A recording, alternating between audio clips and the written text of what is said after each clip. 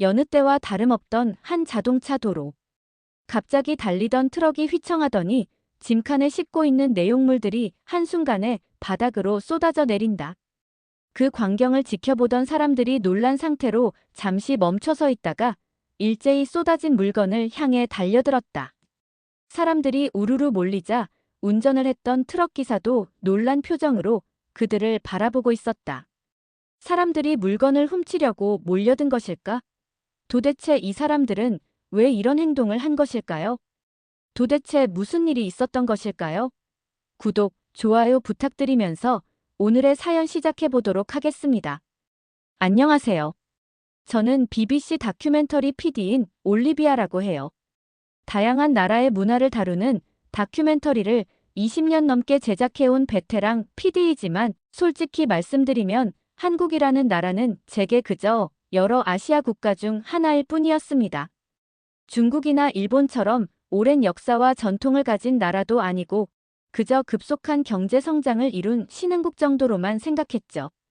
그래서 처음 한국 특집 다큐멘터리 제작을 제안받았을 때도 그다지 큰 기대는 하지 않았습니다. 요즘 같은 세상에 뭔가 특별함을 찾기란 쉽지 않은 게 사실이기 때문이죠. 안 그래도 이슈가 많은 세상인데 굳이 한국이라는 나라에서 다큐멘터리를 찍어야 할 이유를 찾지 못했어요. 그것이 제가 한국행 비행기에 오르면서 했던 생각의 전부였습니다. 하지만 그것이 얼마나 큰 오만이었는지, 제가 얼마나 무지했는지를 깨닫는 데는 그리 오랜 시간이 걸리지 않았습니다. 처음 인천공항에 도착했을 때부터 저는 충격의 연속이었습니다. 세계 최고 수준의 공항 시설과 시스템, 오지 네트워크를 기반으로 한 초현대식 서비스들. 이것은 제가 상상했던 아시아의 모습이 아니었습니다. 웅장한 규모의 공항을 보며 깜짝 놀라고 말았죠. 이 정도 규모일 줄은 솔직히 생각도 못했거든요. 또한 수속 시스템이 워낙 잘 되어 있어서 큰 어려움 없이 수속을 마치고 나올 수 있었어요.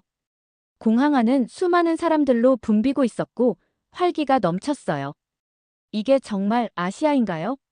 저와 함께 온 촬영 팀원이 놀란 목소리로 물었습니다. 그의 말처럼 이곳은 마치 미래도시와 같았습니다. 하지만 이것은 시작에 불과했습니다. 서울 시내로 들어서면서 저는 더 큰 충격을 받았습니다. 초고층 빌딩들 사이로 고즈넉한 고궁이 자리 잡고 있었고 현대적인 카페 골목 옆으로는 전통시장이 활기차게 운영되고 있었습니다. 이런 극단적인 대비가 어떻게 가능한 걸까요? 과거와 미래가 조화된 이곳은 아주 색다른 느낌을 가지고 있었어요. 한국은 공존의 나라입니다. 전통과 현대가, 동양과 서양이 자연스럽게 어우러지죠. 현지 가이드의 설명이었습니다. 하지만 저는 여전히 의구심이 들었습니다. 이렇게 상반된 것들이 정말로 조화를 이룰 수 있을까요? 그러던 중 우연히 한 젊은이의 하루를 취재하게 되었습니다. 그는 아침에 거미줄처럼 계획된 지하철을 타고 출근을 했어요. 지하철로 이동하는 동안 최신 스마트폰과 빠른 인터넷 속도로 오늘의 뉴스를 검색해보며 시간을 활용하고 있었어요. 점심에는 배달 어플을 통해 손쉽게 점심을 시켜 먹었죠. 퇴근 후에는 여자친구와 경복궁 주변과 청계천을 걸으며 데이트를 했어요. 이게 바로 우리의 일상이에요. 특별할 것 없죠. 그는 너무나 자연스럽게 말했습니다. 하지만 제게는 모든 것이 특별해 보였습니다. 이런 극단적인 문화적 스펙트럼을 하루 동안 자연스럽게 넘나드는 모습은 세계 어디에서도 본 적이 없었기 때문입니다. 더욱 놀라웠던 것은 한국인들의 소비 패턴이었습니다. 그들은 세계에서 가장 까다로운 소비자들이었습니다. 새로운 제품이 출시되면 마치 전문가처럼 분석하고 평가했고 조금이라도 마음에 들지 않으면 가차없이 외면했습니다. 한국은 세계의 테스트베드예요.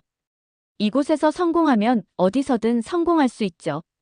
한 글로벌 기업의 마케팅 담당자가 말했습니다. 처음에는 그의 말을 과장이라고 생각했습니다. 하지만 곧 그것이 사실임을 깨달았습니다. 한 번은 세계적인 IT 기업이 새로운 스마트폰을 출시했는데 한국 소비자들의 반응은 냉혹했습니다. 배터리 효율이 전작에 비해 떨어진다는 이유로 대대적인 불매 운동이 일어났고 결국 기업은 제품을 수정해 재출시해야 했습니다. 이런 건 한국에서는 흔한 일이에요. 현지 직원이 담담하게 말했습니다. 하지만 저는 충격을 감출 수 없었습니다.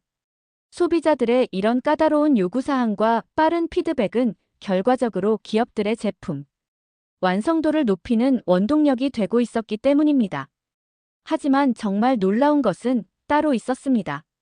바로 한국인들의 공동체 의식이었습니다.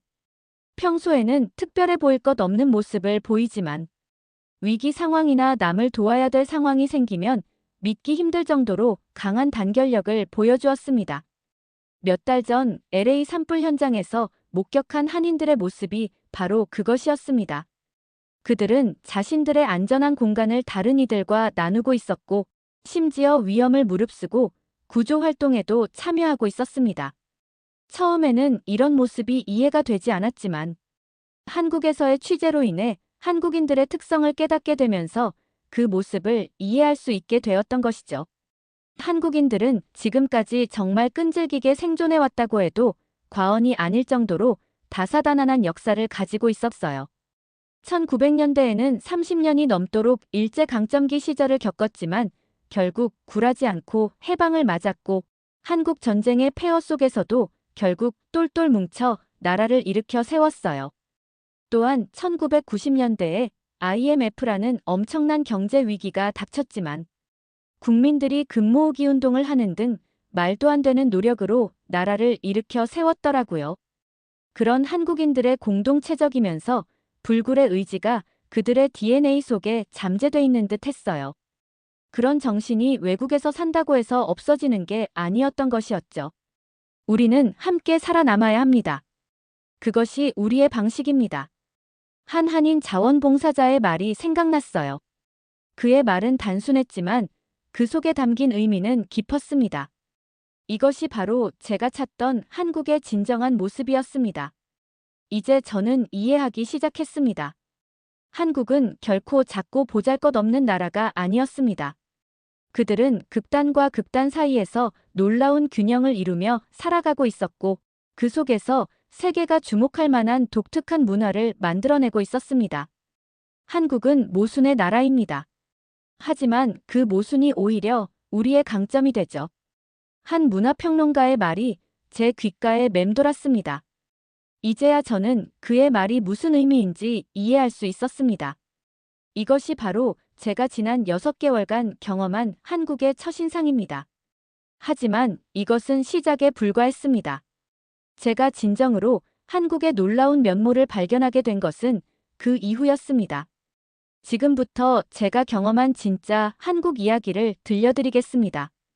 그리고 어떻게 제가 이 나라에 대한 모든 편견을 깨고 완전히 새로운 시각을 가지게 되었는지 그 과정을 상세히 말씀드리도록 하겠습니다.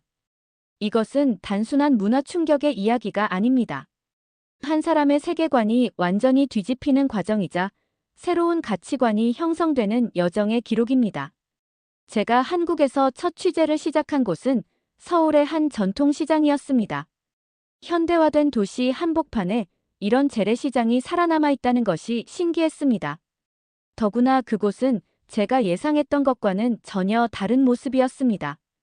우리 시장은 카카오페이, 삼성페이 다 됩니다. 외국인 관광객들도 많이 오시죠. 70대로 보이는 한 분식점 할머니의 말씀이었습니다. 정말 그녀 말씀대로였습니다. 낡은 시장 건물 안에서 젊은이들이 스마트폰으로 결제하는 모습이 자연스럽게 보였고 외국인 관광객들은 먹방 촬영에 열중해 있었습니다. 처음에는 저희도 디지털 결제 도입을 반대했어요. 근데 지금은 오히려 현금보다 더 편해요. 장부 정리도 쉽고 김치를 팔고 계시던 상인분의 말씀이었습니다. 그의 말에서 저는 한국인들의 특별한 점을 발견할 수 있었습니다. 그들은 전통을 고수하면서도 새로운 것을 받아들이는데 두려움이 없었습니다. 하지만 진정한 충격은 그 다음이었습니다. 시장 한복판에서 완전히 예상치 못한 광경을 목격했기 때문입니다. 안녕하세요. 저는 이 시장의 1인 크리에이터입니다. 전통시장 콘텐츠를 만들고 있어요. 20대 초반으로 보이는 청년이 자신을 소개했습니다. 그는 시장의 구석구석을 카메라에 담아 유튜브에 올리고 있었고, 그의 채널은 이미 100만 구독자를 넘어섰다고 했습니다. 할머니들이 제 팬이세요. 가게 홍보도 해드리고, 디지털 마케팅도 도와드리고, 이제는 시장 상인분들이 저보고 우리 손주라고 하시죠. 전통시장과 유튜브의 만남, 노인과 청년의 협업, 이것은 제가 상상했던 한국의 모습이 아니었습니다. 더욱 놀라운 것은 그의 콘텐츠가 해외에서도 인기라는 점이었습니다.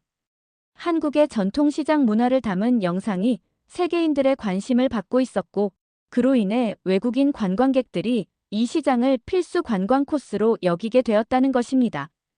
우리나라 사람들은 변화를 두려워하지 않아요. 오히려 적극적으로 받아들이죠. 그게 우리의 장점이에요.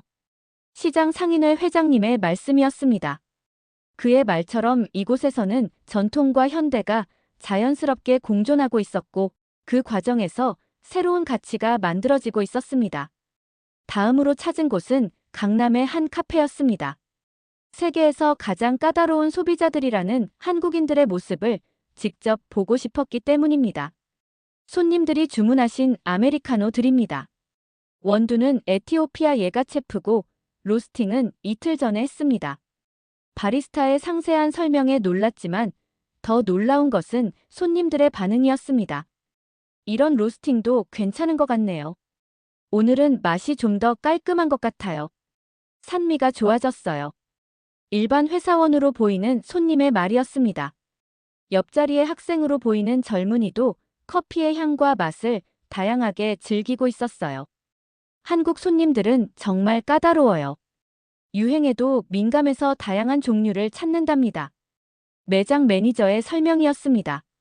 그의 말대로 이곳의 소비자들은 단순한 고객이 아니었습니다.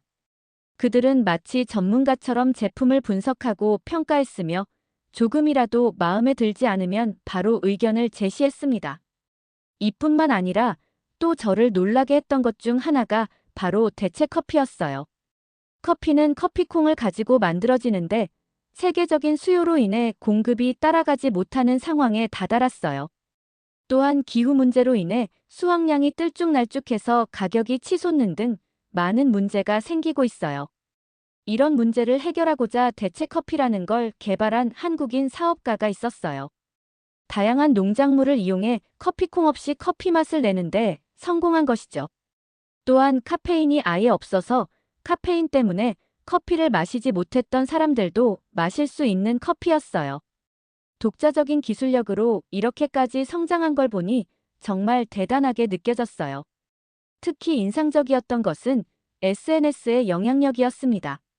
한 고객의 부정적인 리뷰가 순식간에 퍼져나가 매장의 운명을 좌우할 수 있다고 했습니다. 그래서 저희는 완벽해야 해요. 실수할 여유가 없죠. 한국 시장에서 살아남으려면 늘 긴장하고 있어야 합니다. 이런 까다로운 소비자들 때문에 많은 글로벌 기업들이 한국을 테스트 마켓으로 삼는다는 것을 알게 되었습니다. 한국에서 성공하면 다른 어떤 시장에서도 성공할 수 있다는 것이 그들의 공통된 생각이었습니다. 하지만 한국인들의 진정한 모습을 발견한 것은 우연히 마주친 한 상황에서였습니다. 지하철역에서 한 할머니가 계단을 오르다 비틀거리는 순간이었습니다.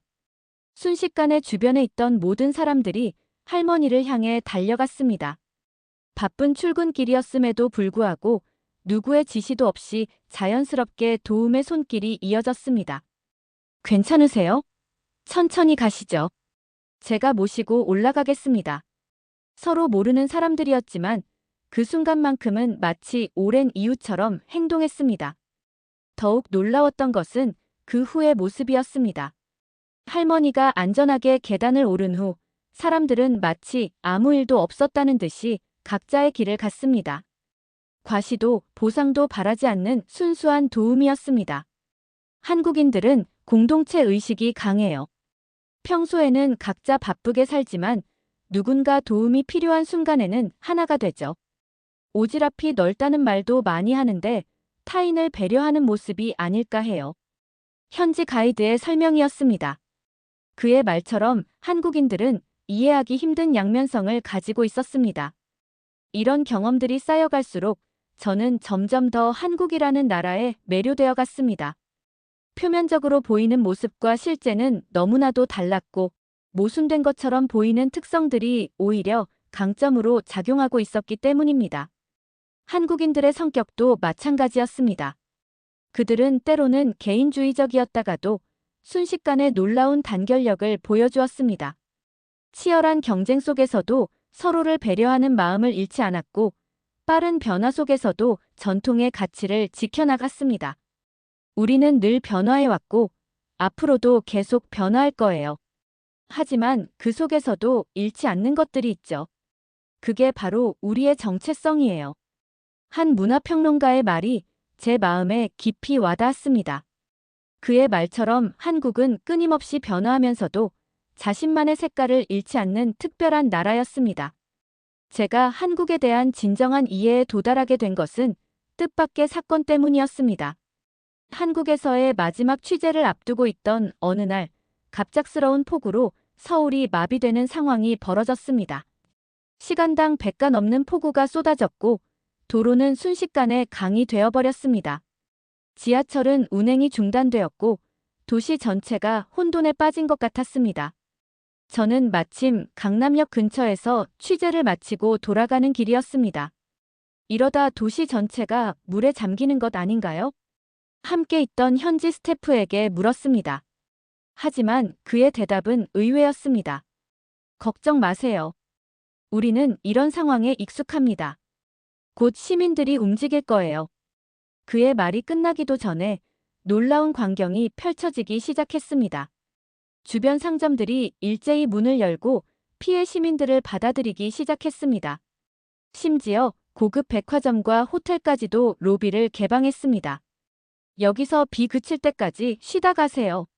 수건 필요하신 분, 휴대폰 배터리 충전하실 분들은 이쪽으로 오세요. 더욱 놀라웠던 것은 시민들의 자발적인 구조 활동이었습니다.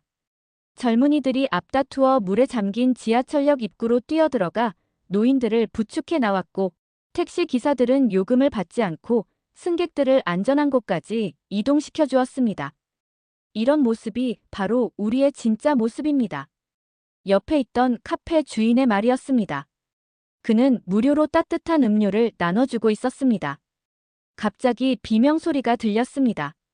물살이 거세지면서 한 젊은 여성이 휩쓸릴 뻔한 상황이었습니다. 순간 주변에 있던 시민들이 인간띠를 만들어 그녀를 구해냈습니다. 괜찮으세요? 이쪽으로 오세요. 우리 가게에서 옷 좀 갈아입으시죠. 아무도 지시하지 않았는데도 마치 훈련된 것처럼 완벽한 팀워크가 이루어졌습니다. 서로 모르는 사람들이었지만 그 순간만큼은 하나가 되어 움직였습니다.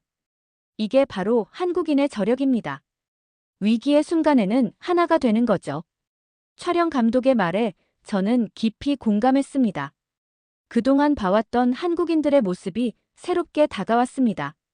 평소에는 각자 도생하며 치열하게 경쟁하는 것 같지만 정작 위기의 순간에는 놀라운 공동체 의식을 보여주는 사람들. 그날 밤 물이 빠지고 도시가 조금씩 제 모습을 되찾아가는 동안 저는 또 다른 감동적인 장면을 목격했습니다. 시민들이 자발적으로 청소를 시작한 것입니다. 내일이면 출근해야 할 직장인들이 많잖아요. 빨리 정리해야죠. 빗자루를 들고 있던 회사원의 말이었습니다. 늦은 시간임에도 불구하고 수많은 사람들이 거리로 나와 쓰레기를 치우고 있었습니다. 누가 시켜서 하는 게 아니에요. 우리 동네는 우리가 깨끗이 해야죠. 그들의 행동에는 어떤 과시나 보상의 기대도 없어 보였습니다. 그저 당연히 해야 할 일을 하는 것처럼 자연스러웠습니다. 다음 날 아침, 저는 더 큰 충격을 받았습니다. 도시가 거의 완벽하게 복구되어 있었기 때문입니다. 지하철은 정상 운행을 시작했고 거리는 깨끗이 청소되어 있었습니다. 이게 바로 우리의 힘입니다. 빨리빨리 문화가 때로는 이렇게 긍정적으로 작용하기도 하죠. 이 말을 들으며 저는 그동안 제가 얼마나 피상적으로 한국을 바라보고 있었는지 깨달았습니다. 빨리빨리를 단순한 성급함으로만 여겼던 제 시각이 부끄러워졌습니다. 하지만 진정한 깨달음은 그 다음 날 찾아왔습니다. 한 시민단체가 수해 복구를 위한 모금을 시작했다는 소식을 들었습니다. 모금 목표액은 1억 원이었습니다. 한국인들의 기부 문화를 취재해보면 좋을 것 같아요. PD의 제안으로 모금 현장을 찾았습니다. 그리고 거기서 저는 또 한 번 놀라움을 금치 못했습니다. 목표액이 단 하루 만에 달성된 것입니다. 이게 다 시민들의 작은 정성입니다. 1,000원, 2,000원씩 모은 거예요. 단체 관계자의 설명이었습니다. 정말 그랬습니다. 소액부터 큰 금액까지 수많은 사람들이 모금 운동에 참여하고 있었어요. 우리도 어려울 때 많은 도움을 받았잖아요. 이제 우리가 돕는 건 당연한 거죠. 한 시민의 말이었습니다. 그의 말에서 저는 깊은 울림을 느꼈습니다. 이것이 바로 진정한 공동체의 모습이 아닐까요? 그리고 그날 저녁 한 뉴스를 보게 되었습니다. 수해 지역의 한반지하 가정집 이야기였습니다. 집이 완전히 침수되어 모든 것을 잃은 가정이었는데 이웃들이 모여 집수리를 해주고 있었습니다. 우리도 언젠가 이런 상황이 될 수 있잖아요. 오늘은 내가 돕고 나중에 내가 어려울 때는 또 누군가 도와주겠죠. 도배를 하고 있던 한 주민의 말이었습니다. 그의 말에서 저는 한국 사회를 지탱하는 근본적인 힘을 발견할 수 있었습니다. 개인주의와 이기주의가 만연한 것처럼 보이는 현대 사회에서 이렇게 강한 공동체 의식이 살아있다는 것은 놀라운 일이었습니다. 그것도 강제나 의무가 아닌 자발적이고 자연스러운 형태로 말입니다. 우리는 이런 게 몸에 배어 있어요. DNA라고 할까요? 힘들 때 서로 돕는 건 당연한 거죠. 현지 제작진의 말이었습니다. 그의 말처럼 이것은 단순한 미담이 아닌 한국인들의 본질적인 특성이었습니다.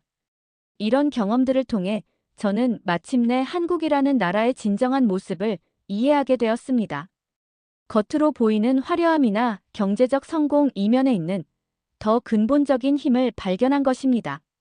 그것은 바로 우리라는 의식이었습니다.